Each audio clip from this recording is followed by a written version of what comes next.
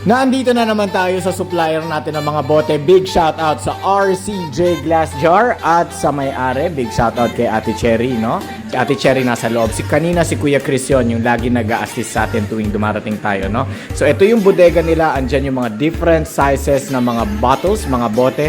Ayan naman si Tita, mama ng owner yan, mama ni Ate Cherry. Tapos may sinasabi pa siya sa akin, ayan, kumaway pa siya dito. Sabi ko, kaway ka sa TikTok. Tapos ayan, kumaway siya. Tapos gusto niya umorder ng honey. Tapos sabi ko, nako, mag-barter change na lang kami ni Ate Cherry, yung anak niya. Na ang bayad na lang, bote. Yung mga yan, yung mga empty bottles, no? Tapos bibigyan ko si Tita ng honey. Honey user yan ng produkto natin. So sa mga tao naghahanap ng glass bottles, glass jars, just check in Facebook, check in TikTok, RCJ Glass Jar. That is R for Romeo, C for Charlie, J for Juliet. Kahit nasaan ka sa Pilipinas, kaya kami lang padalhan. Maraming salamat po.